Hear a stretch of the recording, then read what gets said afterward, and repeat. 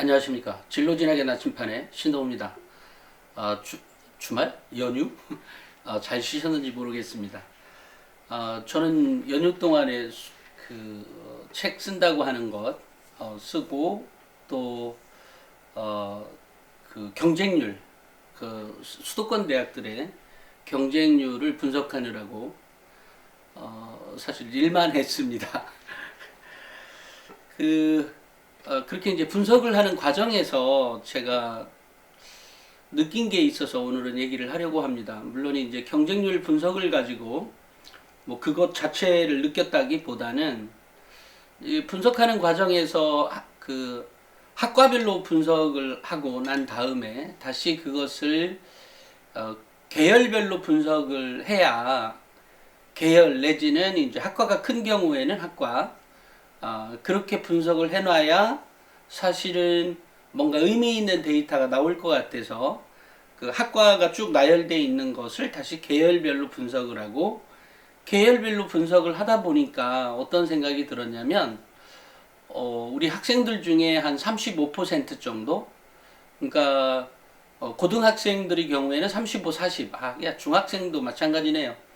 35%에서 40% 정도의 학생들이 자신의 진로를 결정하지 못하고 있는 학생들이 많이 있습니다.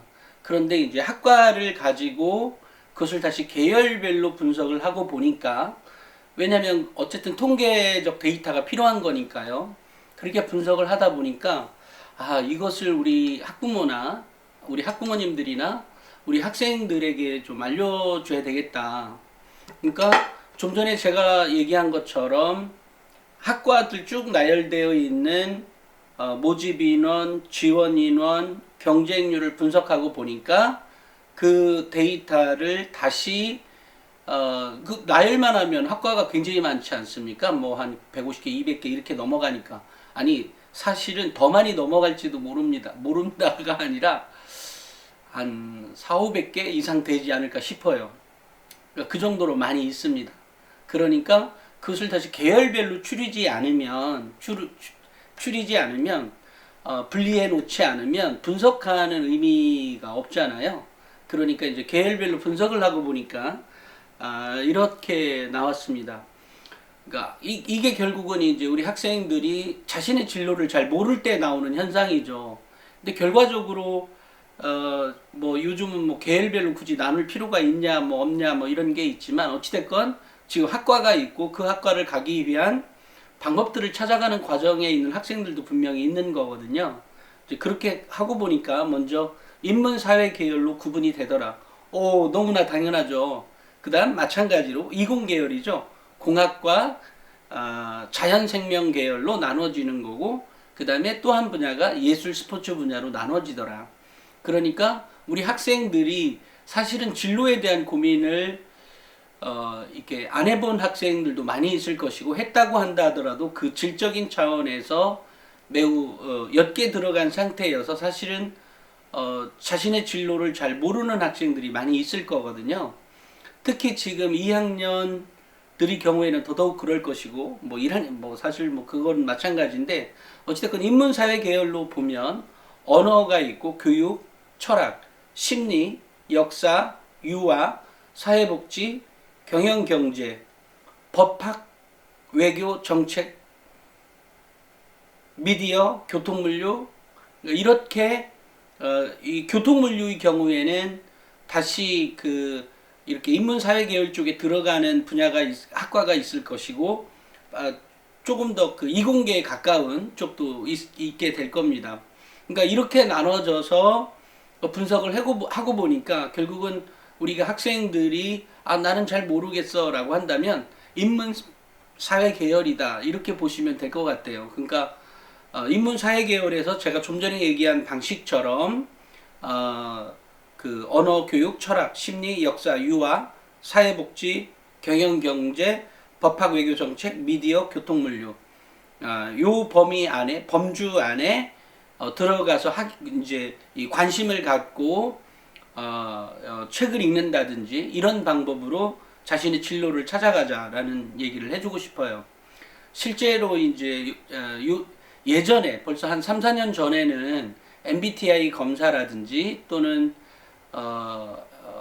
애니어그램 검사라든지 이렇게 뭐 여러 가지 자료를 가지고 어, 그 학생들의 진로를 좀 해주겠다라고 했는데 사실 그게 실제 학생하고는 많이 맞지가 않아서 요즘은 이제 진로 교사들도 그걸 잘 안 하는 추세라고 하더라고요. 그래서 이제 오늘 이 방송을 마련한 거니까 어쨌든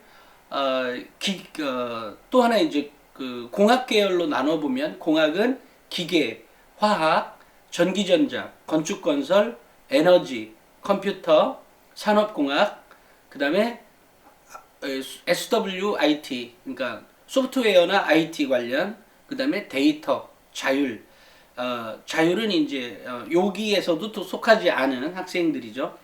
그 다음에 이제 자연과 생명의 계열은 물리, 화학, 지구, 지리지구, 환경, 산림조경, 의과학, 간호사, 생물, 동물, 식물, 바이오, 이런 식으로 나눠질 수가 있다. 그러니까 우리 학생들이 자신의 진로를 공학 계열이라고 하면 좀 전에 얘기한 방법으로 자연이나 또는 생명 쪽에 관심이 있다면 좀 전에 얘기한 이런 방면으로 공부를 하게 된다. 그러니까 하게 된다가 아니라 실제로 그렇게 가는 거기 때문에 본인이 그냥 막연하게 난 아무런 것도 없어, 난 잘 몰라 라고 그렇게 막연한 고민보다는 한 발짝 더 들어간 고민 또는 자신의 진로를 고민하고 실제로 관련된 책을 읽고 그 관련된 책을 읽다 보니까 재미가 없어. 나한테 흥미가 없어. 그러면 이제 아웃되는 거죠. 그러니까 이런 식으로 자신의 진로를 탐색해 가라는 겁니다.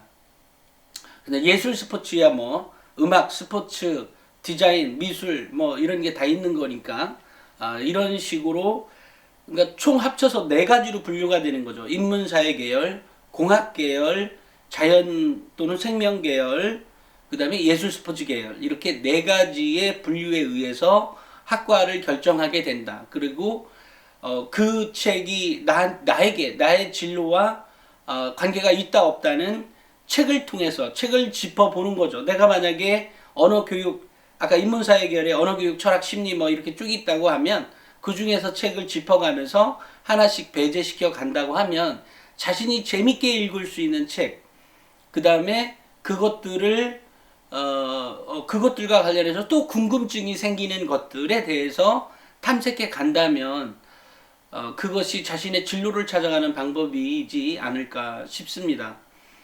제가 이제 이거를 이렇게 이제 그 학과별로 분석을 해놓고 예전에도 보면 이렇게 이제 분석을 매년 하거든요. 이렇게 하고 보면 학생들이 이 진로를 찾는데 이렇게 어려운 과정이 있구나라는 생각을 늘상 하면서 사실은 왜냐하면 학과가 너무 많은데 그것을 다시 계열별 분석을 해놓는다는 게 굉장히 그 어려운 과정이거든요. 물론 이제 보는 사람으로 보면 에게 뭐 이런 정보야 이렇게 할 수 있지만 어찌됐건 입시 자료를 만들어가는 데는 그런 백데이터들이 많이 필요합니다.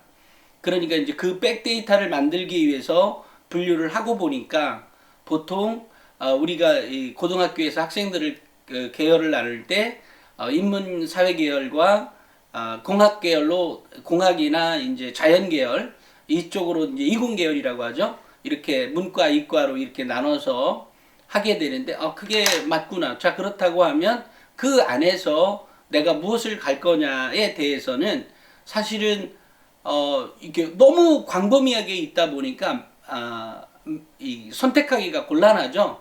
그래서 오늘은 제가 선택하게 하기 위한 방법으로 인문사회 계열에는 어떤 것이 있는지를 제가 말씀을 드린 거고 공학 계열은 어떤 것이고 자연 계열은 어떤 것이고 예술 스포츠 계열은 어떤 것이다 라고 이렇게 제가 정리를 잠깐 해드렸는데요. 이 계열 안에 자신의 것을 탐색해 갈 때는 일단 제일 쉬운 방법은 관련된 책을 사서 읽어보는 것, 그리고 그것이 내가 조금 더 흥미를 느낄 수 있는 것이라면 그 부분을 가지고 더 탐색해 가는 이렇게 하면서 자신의 그 고등학생의 왜 책 읽기라든지 뭐 이런 여러 가지가 있잖아요.